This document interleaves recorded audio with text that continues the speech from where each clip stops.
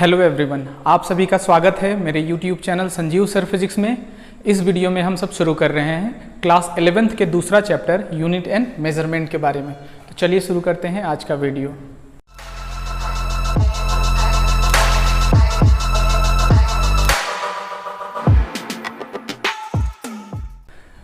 किसी भी ऑब्जेक्ट को मेजर करने के लिए किसी खास यूनिट का होना जरूरी है। बिना यूनिट का आप किसी भी ऑब्जेक्ट को एग्जैक्टली मेजर नहीं कर सकते हैं। यही कॉन्सेप्ट के साथ शुरू करते हैं आज का चैप्टर। सबसे पहले हम सब समझते हैं यूनिट है क्या, यूनिट के साथ मेजरमेंट क्या है। इसमें जो एक वर्ड आएगा वो है फिजिकल क्वांटिटी, ठीक है ना। तो उस फिजिकल क्वांटिटी को हम सब समझते हैं ये फिजिकल क्वांटिटी होता क्या है, क्योंकि जिसको मेजर किया जाना है उसका नाम है क्वांटिटी और फिजिक्स में इसका यूज होता है, इसलिए इसका नाम फिजिकल क्वांटिटी पड़ता है। फिजिकल क्वांटिटी है क्या, तो ये बहुत आसान है इसको समझना। इसके दो डेफिनेशन से आप समझ सकते हैं। द क्वांटिटी, इसको पहले सबसे पहले हम लोग इसको डिफाइन करते हैं। The quantity which can be measured directly और इनडायरेक्टली। पहला डेफिनेशन तो ये हो गया जिसको हम लोग डायरेक्टली और इनडायरेक्टली मेजर कर सकते हैं। डायरेक्टली मतलब लेंथ, छोटे लेंथ को हम लोग डायरेक्टली मेजर करते हैं। छोटा लेंथ जैसे कुछ मीटर या कुछ किलोमीटर की दूरी को डायरेक्टली हम लोग मेजर कर सकते हैं, लेकिन यहाँ से मून का डिस्टेंस डायरेक्टली मेजर नहीं होगा, वहाँ पर हम लोग इनडायरेक्ट मेथड का यूज करेंगे। दूसरा है जो है वो सबसे इंपॉर्टेंट इसका डेफिनेशन है द क्वांटिटी। ये सबसे मेन डेफिनेशन है, by which laws of physics can be explain, जिसके द्वारा फिजिक्स के लॉ को एक्सप्लेन किया जाए उसे फिजिकल क्वांटिटी कहेंगे। जैसे फोर्स को डिफाइन करना है, फोर्स एक फिजिकल क्वांटिटी है, ठीक है। तो मास इंटू एक्सेलरेशन से इसको डिफाइन करेंगे, ठीक है ना। यूनिवर्सल लॉ ऑफ ग्रेविटेशन को डिफाइन करना है। सो m1 m2 आप जानते हैं, आप 9th में पढ़े होंगे, r square. So physical quantity example इसको समझिए, जो भी आप क्वांटिटी आज तक फिजिक्स में पढ़ते आए हैं वो फिजिकल क्वांटिटी हो सकता है। मास, लेंथ, टाइम, फोर्स, एनर्जी, ठीक है। ये सारे फिजिकल क्वांटिटी हैं जो फिजिक्स जिनसे फिजिक्स के लॉज को एक्सप्लेन किया जाता है।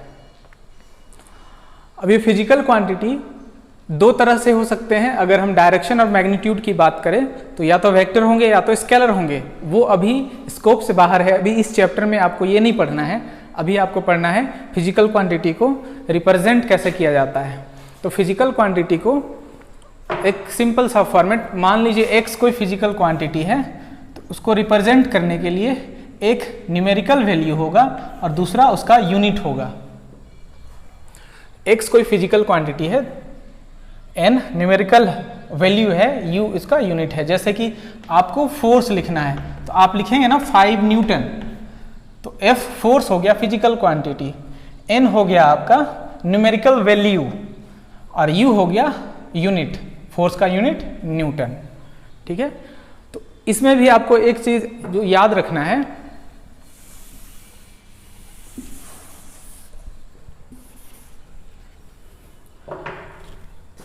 x is equals to n u में न्यूमेरिकल वैल्यू और यूनिट हमेशा इन्वर्सली होते हैं। कहने का मतलब इन्वर्सली कैसे होगा, लार्जर द न्यूमेरिकल वैल्यू जितना बड़ा होगा, स्मॉलर द यूनिट। और इसका उल्टा भी सही, मतलब वाइस वर्सा आप लिख सकते हैं। And smaller the numerical value larger the unit, larger the unit. इसको कैसे समझेंगे? जैसे 5 मीटर में 500 सेंटीमीटर होता है, ठीक है। तो यहां यूनिट बड़ा है तो ये नंबर छोटा है, यहां देखिए यूनिट छोटा है तो ये नंबर बड़ा है। दोनों केस में दोनों एक दूसरे के बराबर हैं, इक्वल हैं। 5 मीटर में 500 सेंटीमीटर होता है, ठीक है ना। ये नंबर जब छोटा होगा तब इसके साथ का यूनिट बड़ा होगा, और यही नंबर जब बड़ा होगा तब यूनिट छोटा होगा। सेंटीमीटर छोटा होता है मीटर से, ठीक है। तो यही बताना है यहाँ कि larger the numerical value smaller the unit, smaller the numerical value larger the unit. Physical quantity दो हो सकते हैं, एक तो ना फंडामेंटल क्वांटिटी,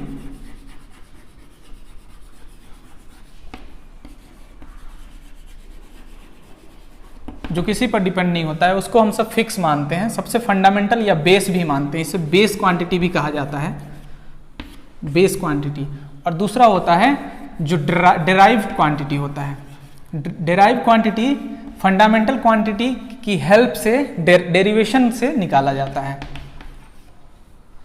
सो फंडामेंटल क्वांटिटी होते हैं 7। कौन कौन? लेंथ, मास, इन सबको फंडामेंटल क्वांटिटी माना गया है। Time, electric current,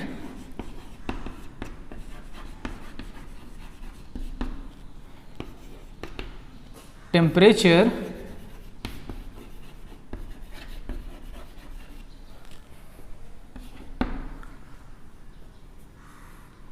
amount of substance,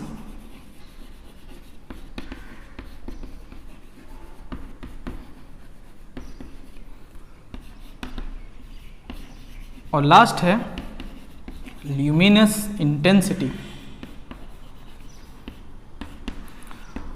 और डेराइव्ड क्वांटिटी बहुत सारे हैं, जैसे कि इन सब का हेल्प से आप जो भी निकाल लें, जैसे वेलोसिटी या स्पीड। स्पीड क्या है? Distance by time. तो यहाँ लेंथ और टाइम दोनों के हेल्प से हम वो निकालेंगे। फोर्स हो सकता है, एक्सेलरेशन हो सकता है, एनर्जी हो सकता है। मतलब जो फंडामेंटल और बेस क्वांटिटी की हेल्प से डेराइव किया जाए वो डेराइव्ड क्वांटिटी है। अब हम सब यूनिट समझते हैं। यूनिट है क्या? यूनिट एक फिक्स्ड क्वांटिटी होता है जिसको हम सब स्टैंडर्ड मानते हैं, और मेजरमेंट में इसी से हम तुलना करते हैं, जैसे कि कंपेयर करते हैं।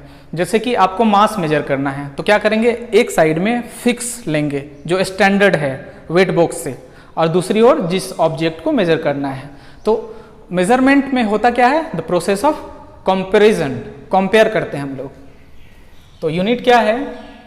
So unit is a standard quantity, standard physical quantity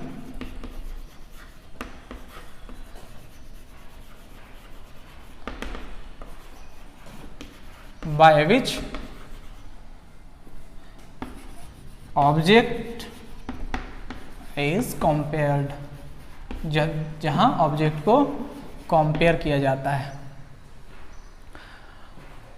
unit के बहुत सारे सिस्टम हैं, जैसे फिजिकल क्वांटिटी अभी आपको बताया गया। यूनिट के बहुत सारे सिस्टम हैं। सिस्टम ऑफ यूनिट,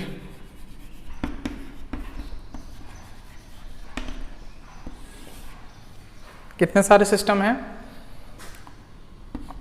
एफ, यहां पहला एफ पी एस, यहां लिख देते हैं लेंथ, मास, टाइम। तो FPF सिस्टम का मतलब फुट पाउंड सेकेंड, ठीक है। लेंथ जो होगा वो फुट में मेजर होगा और मास जो होगा वो पाउंड में मेजर होगा और टाइम सेकेंड में मेजर होगा। FPS CGS centimetre gram second, length centimetre में, मास ग्राम में और टाइम यहां भी सेकेंड में। तीसरा है MKS metre kilo second, metre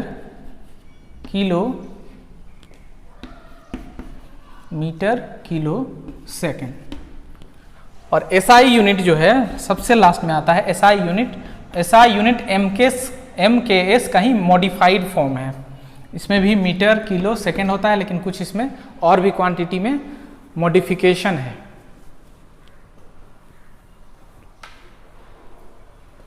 यहां आपको समझना है 1 feet 12 inch, 1 inch 2.54 centimetre, 1 pound 453 ग्राम, और बाकी सारा तो आपको आता ही है।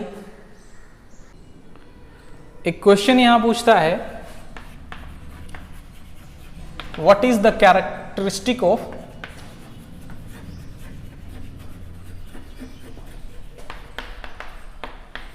Standard unit. जो यूनिट है स्टैंडर्ड है, उसका कैरेक्टरिस्टिक क्या होना चाहिए। 6 side, what is the characteristic of standard unit. तो इसमें आप लिखेंगे पहला, यूनिट शुड बी accepted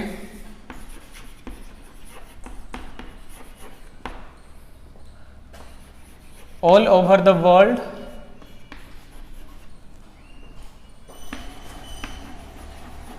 सभी देश इसको मानते हों। दूसरा, इट शुड नॉट चेंज, ये जो यूनिट है वो चेंज ना करे विथ टाइम, टाइम के साथ चेंज ना करे। तीसरा, it should not change with place, place के साथ चेंज, प्लेस के साथ भी चेंज ना करे। नेक्स्ट है, it should not change with temperature and pressure, temperature और प्रेशर के साथ भी चेंज ना करे।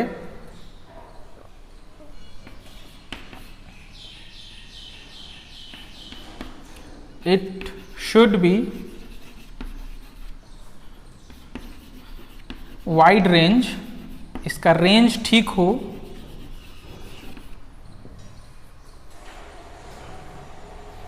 नेक्स्ट है, it should not the larger, जो बहुत ज़्यादा बड़ा नहीं होना चाहिए।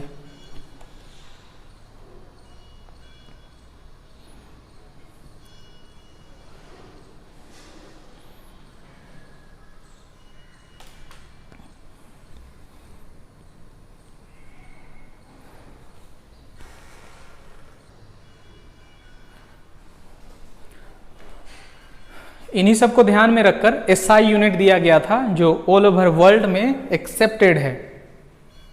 SI यूनिट जो 1960 में दिया गया, SI यूनिट स्टैंडर्ड यूनिट को ध्यान में रखकर दिया गया है। SI यूनिट का मतलब होता है international system of unit, international system of unit, unit का इंटरनेशनल सिस्टम, लेकिन यहाँ IS है और यहाँ SI है। तो ये जो वर्ड आया है वो आया है, देख रहे होंगे, तो ये जो आया है वो फ्रेंच लैंग्वेज से आया है, फ्रेंच से, जहाँ ओरिजिन जो था इसका वो है सिस्टम, ओरिजिन में ई लगा हुआ है, ठीक है ना, सिस्टम ऑफ इंटरनेशनल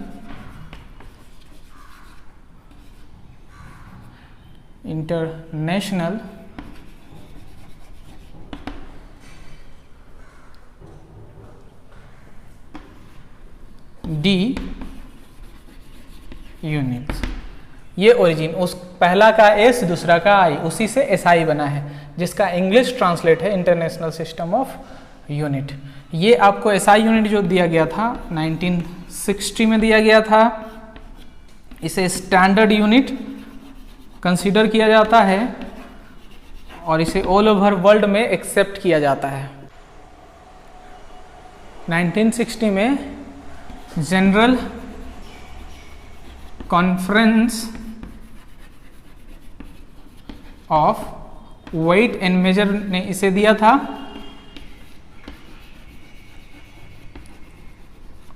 और SI यूनिट में 7 फंडामेंटल क्वांटिटी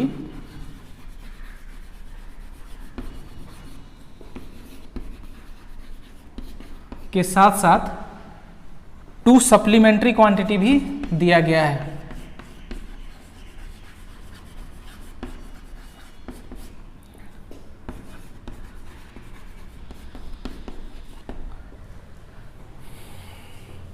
अब वो 7 फंडामेंटल क्वांटिटी क्या क्या है अब हम सब देखते हैं।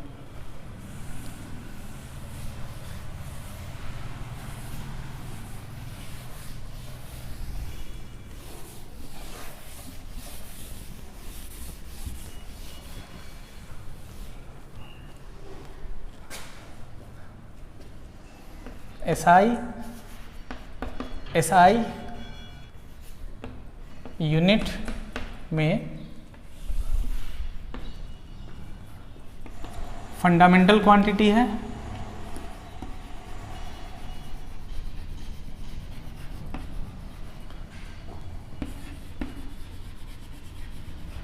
सेवन फंडामेंटल क्वांटिटी और 2 सप्लीमेंट्री क्वांटिटी।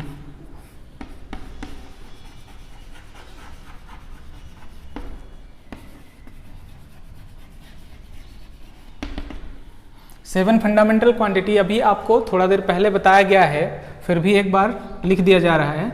पहला है लेंथ,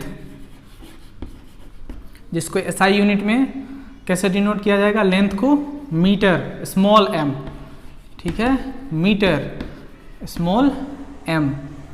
दूसरा मास किलोग्राम, स्मॉल के स्मॉल g। तीसरा टाइम, ये हमेशा से second small s। Length mass time electric current, electric current ampere capital A से डिनोट किया जाता है, और एम्पियर स्मॉल a से लिखेंगे। नाम हमेशा स्मॉल से लिखा जाएगा जब वो यूनिट हो, और डिनोट कैपिटल से होगा, ampere. Temperature, thermodynamic temperature kelvin capital K से डिनोट किया जाएगा। 6 amount of substance, amount of substance, इसे डिनोट, इसका यूनिट जो होगा वो मोल होगा, और इसे डिनोट किया जाएगा MOL। आप जानते हैं 1 मोल में कितना एटम्स मॉलिक्यूल होते हैं, 6.025 into 10 to the power 23 atoms and molecules.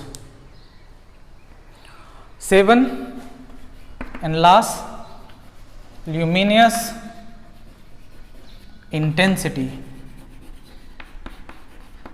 इसका एसआई यूनिट कैंडेला, इसका एसआई यूनिट कैंडेला CD। और दो सप्लीमेंट्री क्वांटिटी हैं आपका, पहला है प्लेन एंगल,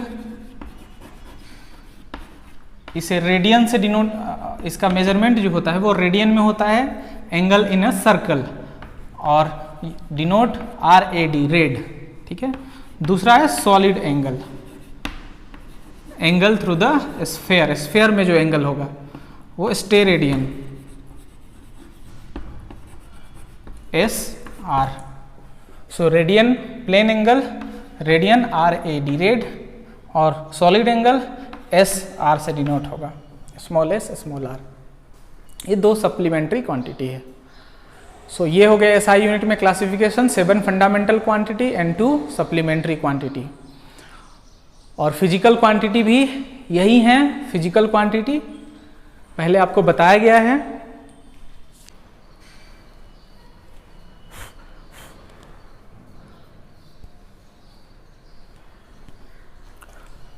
अब हम सब देखेंगे SI unit of derived quantity.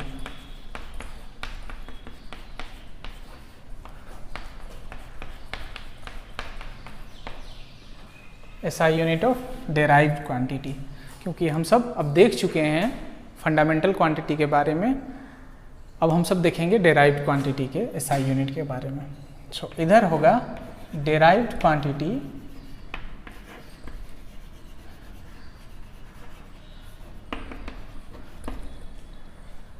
यहाँ उसका फॉर्मूला हो सकता है जिससे हम उसको डेराइव करेंगे, और यहाँ होगा SI यूनिट। पहला तो है, क्योंकि लेंथ फंडामेंटल क्वांटिटी है, लेंथ से आगे बढ़े तो हमको एरिया मिलता है, एरिया का जनरली फॉर्मूला होता है L इंटू बी या फिर L²। तो लेंथ का भी SI यूनिट मीटर और ब्रेथ का भी SI यूनिट मीटर। सो ये हो गया आपका मीटर स्क्वायर। सो एरिया का SI यूनिट मीटर स्क्वायर। अगला जो है, इससे एक स्टेप आगे चलते हैं, वॉल्यूम। वॉल्यूम का जो जनरल फार्मूला है वो L into B into H होगा, या क्यूब के लिए L क्यूब होगा। सो इसका भी मीटर, ब्रेथ भी लेंथ है इसलिए उसका भी मीटर, हाइट भी एक लेंथ है मीटर, तो ये हो गया आपका मीटर क्यूब। सो ये SI unit metre cube. Next है डेंसिटी। डेंसिटी इसलिए क्योंकि डेंसिटी का फॉर्मूला होता है मास पर यूनिट वॉल्यूम, मास पर यूनिट वॉल्यूम। सो मास का SI यूनिट kg और वॉल्यूम का अभी बताया गया है मीटर क्यूब। सो ये हो गया आपके kg पर मीटर क्यूब। नेक्स्ट क्या हो सकता है? नेक्स्ट हो सकता है स्पीड, या हो सकता है वेलोसिटी। दोनों का एक ही SI यूनिट होगा, क्योंकि स्पीड या वेलोसिटी आप जब भी लिखते हैं तो लिखते हैं डिस्टेंस या डिस्प्लेसमेंट अपॉन टाइम। तो डिस्टेंस आपका मीटर और टाइम सेकेंड। सो स्पीड का होता मीटर पर सेकेंड, या वेलोसिटी का भी हो जाता मीटर पर सेकेंड। 5 एक्सेलरेशन। एक्सेलरेशन क्या होता? एक्सेलरेशन होता है rate of change of velocity, या वेलोसिटी अपॉन टाइम। तो वेलोसिटी का आपको पता है मीटर पर सेकेंड और टाइम का फिर से सेकेंड, तो ये मीटर पर सेकेंड स्क्वायर, मीटर पर सेकेंड स्क्वायर। नेक्स्ट आप क्या लिख सकते थे? एक्सेलरेशन है तो आप आगे एक स्टेप फोर्स ले लें। फोर्स क्या होता है? मास टाइम्स एक्सेलरेशन, और मास का आपका होता है kg, k small g। Acceleration का भी बताया गया है मीटर पर सेकेंड स्क्वायर। सो ये हो जाएगा kg मीटर पर सेकेंड स्क्वायर, और यही आपके इक्वल हो जाएंगे 1 न्यूटन के। न्यूटन हो जाएगा, ठीक है ना। 1 न्यूटन तब होगा जब मास 1 kg 1 मीटर पर सेकेंड स्क्वायर होगा। इसको आप ऐसे भी लिख सकते थे kg metre -3 metre second inverse. Metre second -2। इससे आगे भी आप लिख सकते हैं 6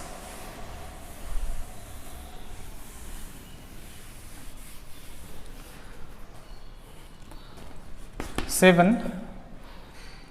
अब वर्क और एनर्जी एक साथ डिफाइन होता है, वर्क से ही एनर्जी डिफाइन होता है।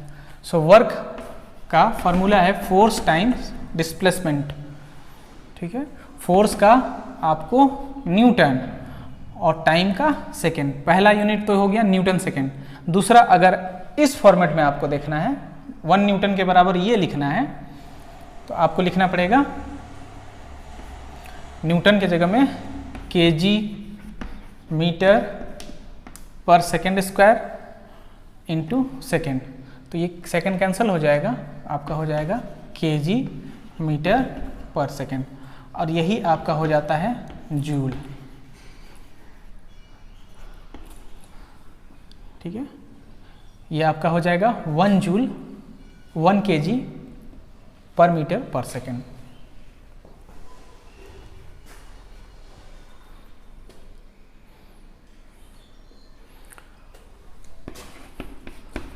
पावर क्या होता है? वर्क और energy per unit rate of change of energy, ठीक है। एनर्जी या एनर्जी अपॉन टाइम या work upon time. So work joule, time second, joule पर सेकेंड आप लिख सकते हैं जूल पर सेकेंड।